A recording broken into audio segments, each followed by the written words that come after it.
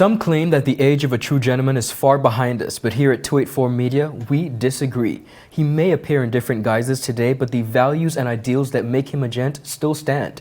Gentlemen, aspiring gentlemen, and of course, the partners that hold us down. I'm Ron Grant. Welcome to a brand new season of The Art of a Distinguished Gentleman, a show poised to help guide modern-day men into 21st century distinguished gentlemen. Now, please, don't worry. It doesn't always involve suits and bow ties, but raw, real-life lessons that really and truly translate to grounded, community-minded, well-rounded men. Thank you all for taking this journey with me.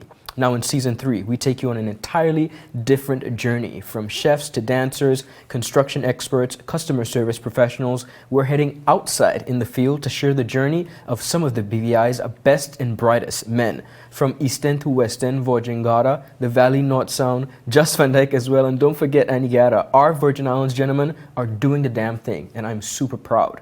Perseverance is said to be the key ingredient to success. Best believe though, it's easier said than done. No matter how much you may have struggled, true and ultimate success is reflecting on your journey and being proud of who you've become. Following dreams aren't easy, but believe me, it's worth it.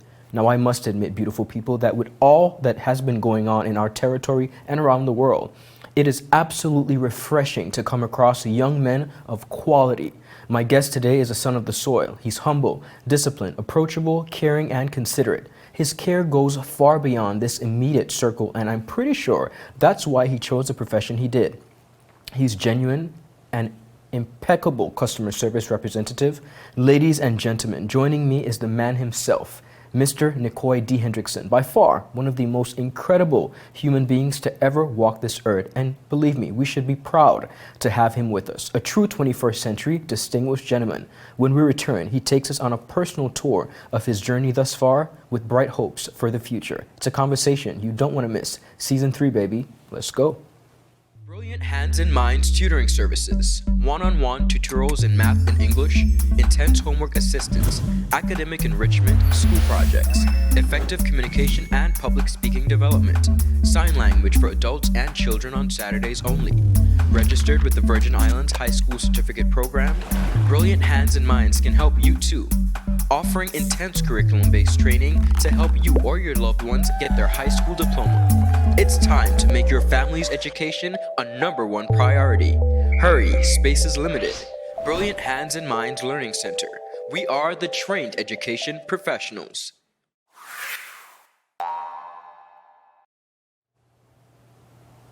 Viewers, welcome back. I am so excited. My co-worker, my colleague, the one and only Nicoy Hendrickson. Welcome to The Art of a Distinguished Gentleman. Thank you. Cheers.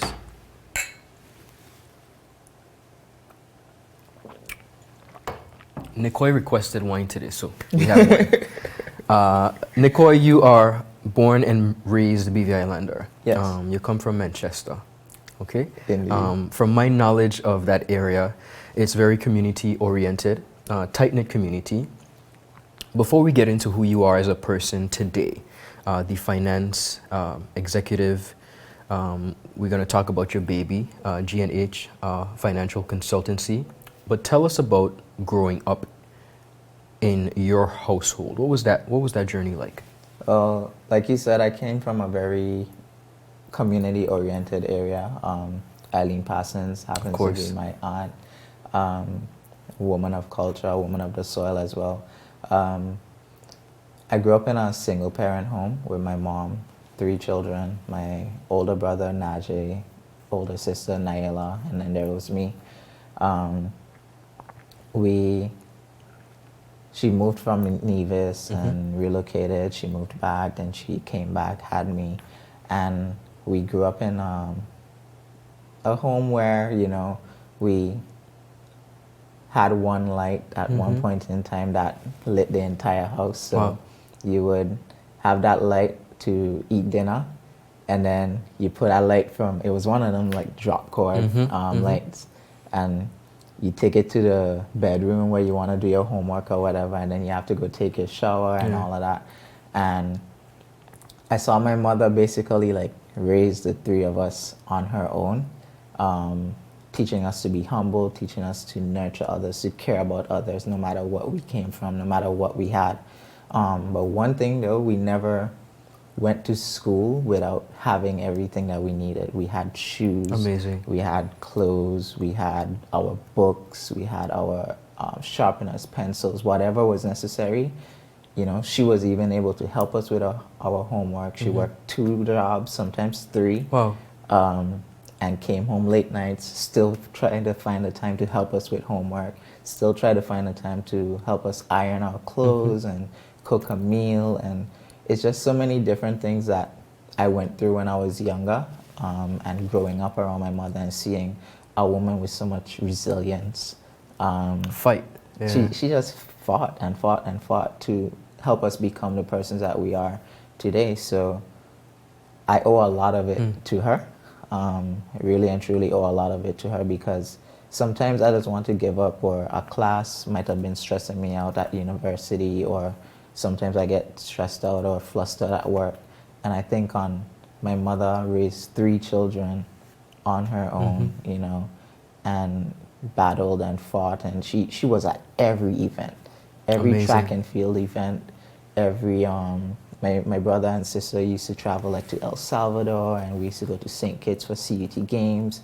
We had everything we needed, uniform, we had a new pair of spikes. You were also into athletics too, correct. right? Okay. Yeah, we had our tennis shoes, we had whatever we needed, that woman provided. And I don't know, like when I try to think on giving up, I think back to those moments where she never gave up on me, so why am I giving up on myself? You know? Understood. When you think of that level of humility and humble beginnings, how do you think that really created who you are today, who we know as Nicoy, the guy at CCT, the guy with the impeccable customer service? Customers rave about you on a basis. It's not a secret. They love interacting with you, dealing with you because of your presence. What do you think that type of upbringing had to do with who you are today? Well, my grandmother worked she worked at Peter Island for years, and she was in like hospitality industry, of course, and she was a housekeeper. So she always talked about how she wanted to satisfy her guests, and like my mom was a waitress as well, and they always talk about satisfying and satisfying and satisfying. And coming from those humble beginnings and that type of training at home, I just wanted to give service all the time. Like when a customer comes to CCT in front of me, and I'm like, they're so frustrated and cussing, and they say some nasty things sometimes, but to get them to be able to retract and calm down, I think of when like my mother or grandmother would have had to deal with that. My mom was a teller supervisor at Banco Popular for a few years, around 2010, before that. And I know people, imagine going to the bank and the bank line long, and people would say some nasty things and whatever, and she kept her composure the entire time. So it's like seeing things like that, it's like, wow, okay, my mother never cursed back at them. She never got angry again or anything like that. So seeing and growing up in that type of household where everything was about service, everything was about helping each other. If my sister was stronger in one subject, she had to help my brother. If I was stronger in one subject, I had to help them, and understood, so on and so forth. So that's why I have a love and drive for customer service. I have a love for satisfying people and making sure that they leave happy, whether it's my business, whether it's CCT, because if I don't make the customers happy, then and that customer goes, then money's walking out the door, and I'm probably walking out the door, so absolutely, to speak. So, yeah. I want to talk about the relationship with your mom. I think in our society we put a lot of emphasis on father-son relationships, and we know undoubtedly women play an impeccable role in a young man's life. I, like you, have a very close relationship with my mother, and then I look at my son, who was literally just 7 months, and the dude adores his mother. Like, it's just, you know, he wakes up and he hears her voice, and it's like heaven open up for him. How important is it, or has it been for you as a young man, to have such a remarkable relationship with your mother? How did that influence or affect in any way how you treat or interact with women? Honestly speaking, having my mother and sister growing up around them, I understood what women out there were going through in terms of like, I would always hear people make references about like menstrual cycles and how a woman changes or how a woman reacts, and And the dealing mood with it swings at and- home with the mood swings or like the change in attitude, the random outbursts or so forth. I was able to then take that out to the world and better understand like, okay, this person is having a moment or this person is in severe pain, and like, I don't know how it feels to have a period cramp. So based on, I'll take their explanation of it for face value and understand that And it's just super respect it, painful yeah. and respect it. If a woman has an outburst at me and that is the case, even if that is not the case, I would think like, okay, she's having a bad day or something to that sort. I would think back to all the things that I saw my mother and sister experience, even outside of menstrual cycles, just that, you know, dealing with emotions, dealing with struggles, everyday struggles. Women have the same struggles that we men have sometimes, plus Of course. other things on their plate to deal with. And there's so much expectation. Yes, men are expected to, you know, provide and all of that, but women also have such a load bearing on their back. Yeah. And to see my mom deal with that and to see my sister deal with that and like being teased at school and all of that about her hair or about anything, skin complexion and all of that, I'm like, okay, I will never treat a woman like that. And you have know? an empathy for them now. Yeah, and I'm like, okay, my mom wants to be treated this way, so then maybe I'm going to go out there and treat another woman this way because it's with respect, it's with empathy, it's with, I don't know, it's just, you have to protect the women at the end of the day. Absolutely. You know? All right, thank you for that. Now, you have grown up. You left the athletics. You're now in the working world. You graduated recently from Temple University. Yes. By far one of the leading institutions when it comes to education Yes. across the nation. Tell us about your experience at Temple. First of all, how did you get to that point? And having interacted with you, I know that you are disciplined, a multifaceted individual, but you took your college education extremely seriously. Indeed. And we are all proud of you. But tell us about that journey and what was Temple like? Well, that journey would have started, I can take you back to when around Form 2 Okay. here at Elmore South High School.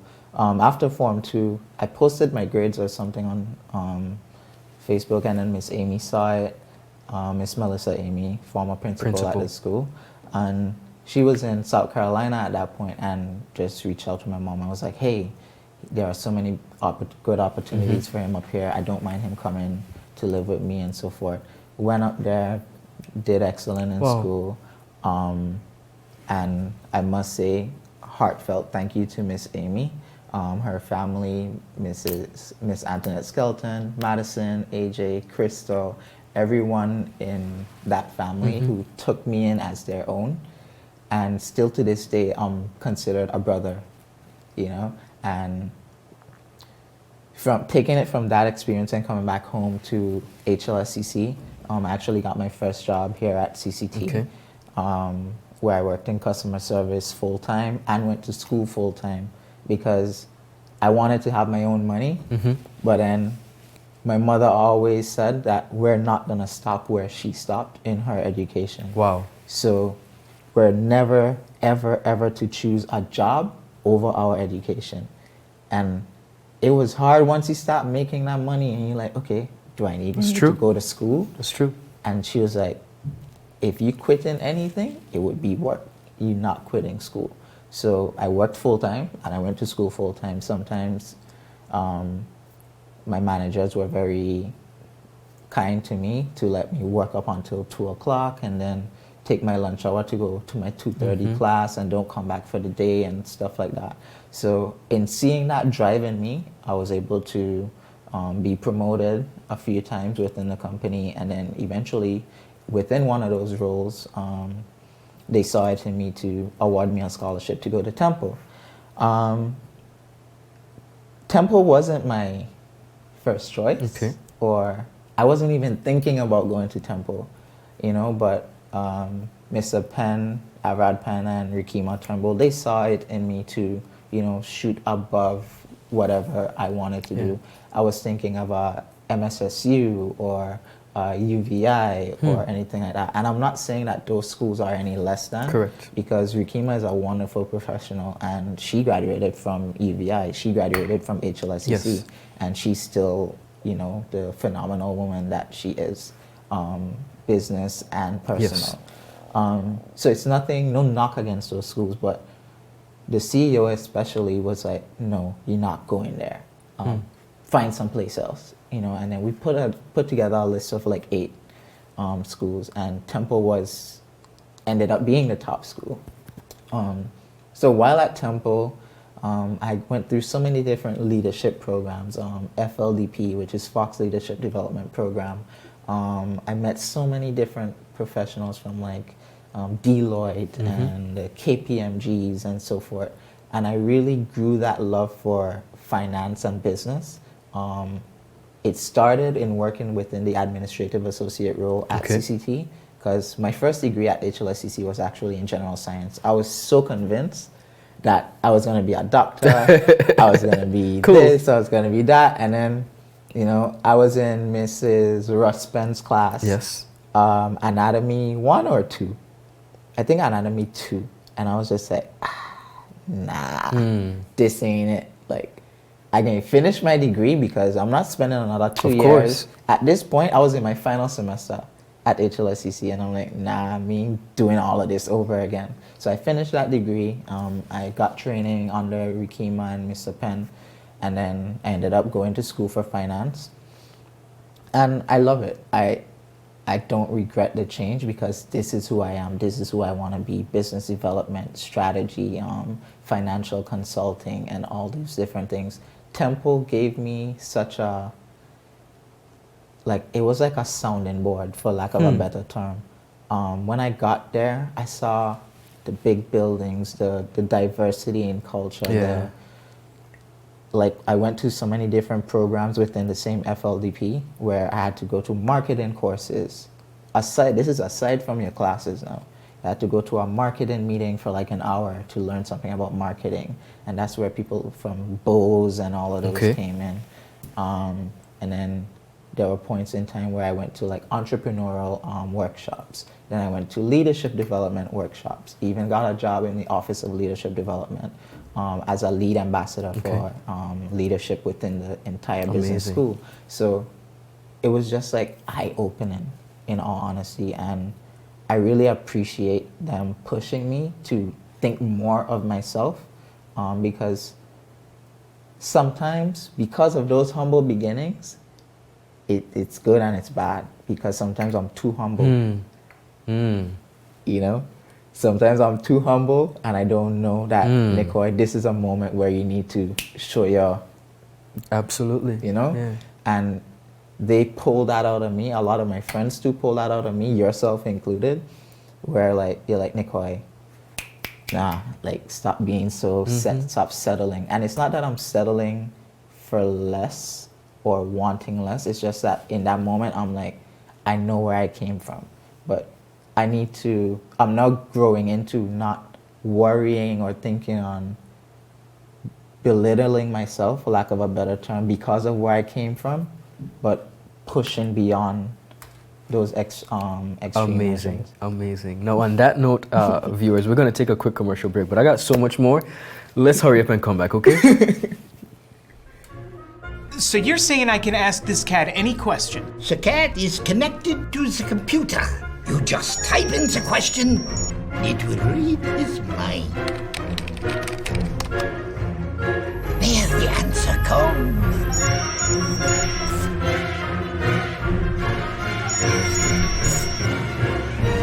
You're the man!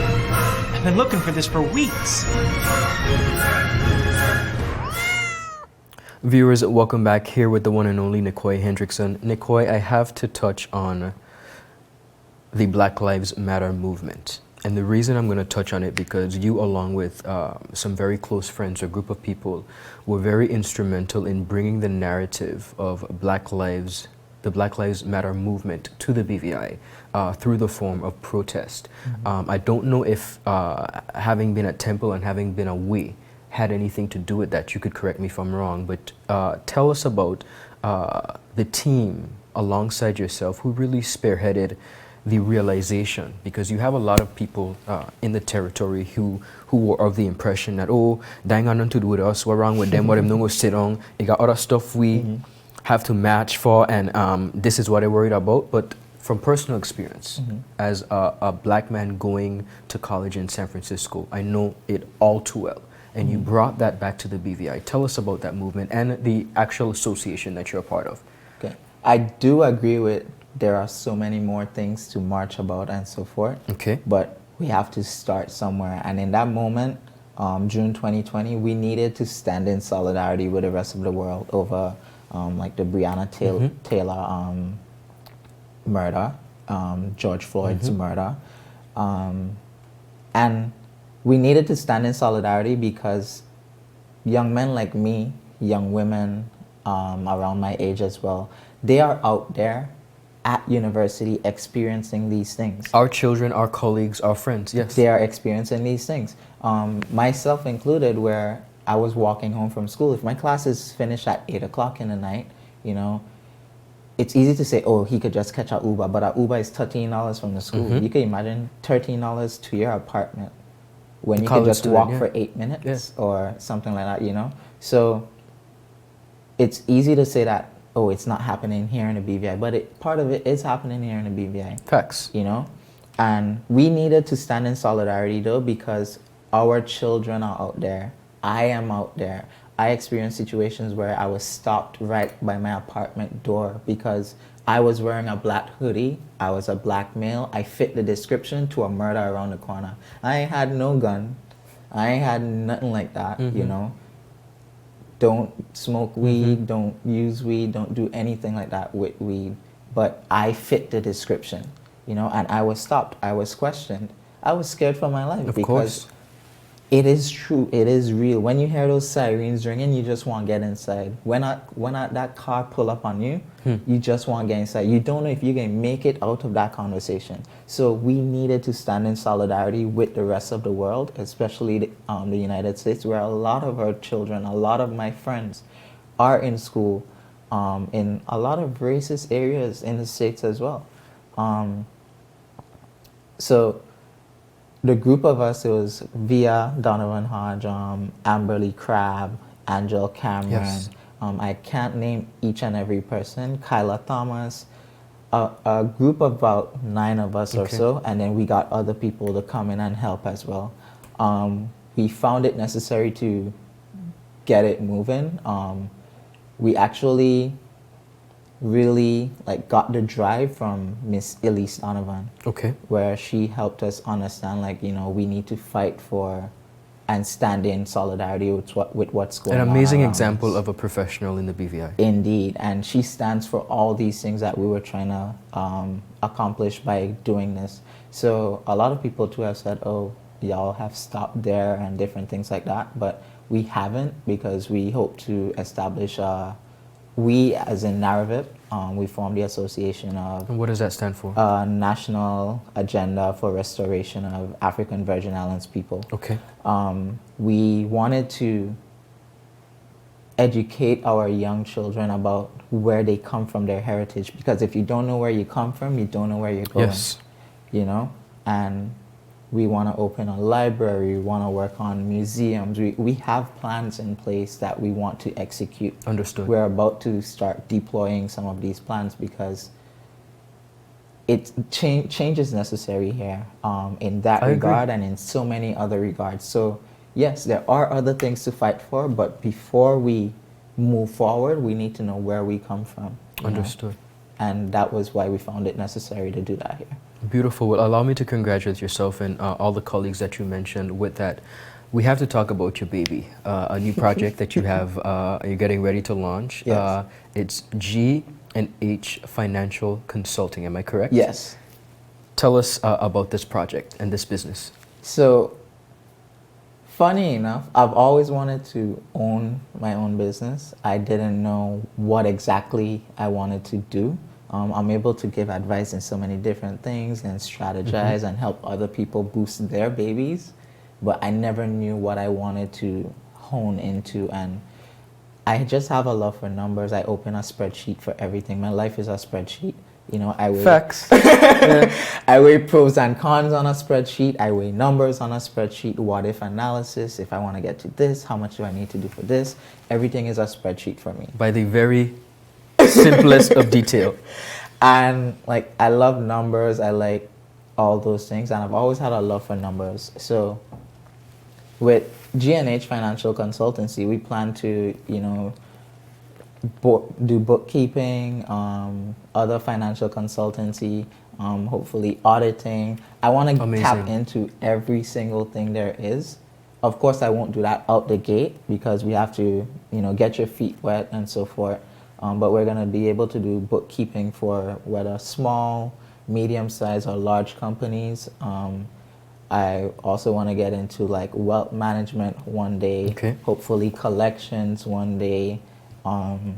Just expand out and do so much different things with G&H Financial Consultancy because there is a need for it in the BVI. There is a need for affordable financial consulting in the BVI because the big name companies are, some of the small companies can't afford it. Right. You know, and it's not to say that we're a quote unquote cheaper option, but you're getting that quality for what you need and you're able to walk by the right way, not because you couldn't afford it, but like you just found it necessary to do the right thing and you found someone who's caring about you and not your money. Correct. It comes down to customer service. It comes down to people. It comes down to giving the person what they want.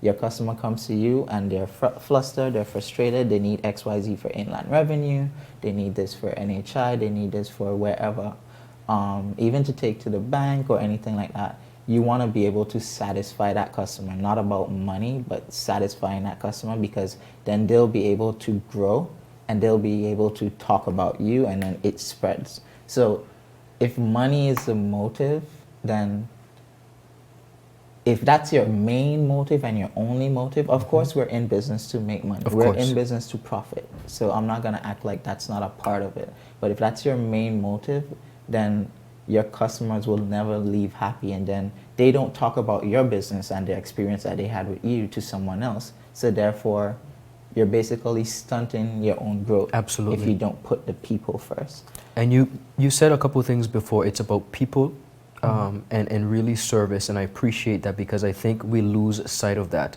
But allow me to be the first, if I am, to congratulate you on the launch alongside a business partner as well. But congratulations on the launch of your new company, G&H Financial Consultancy.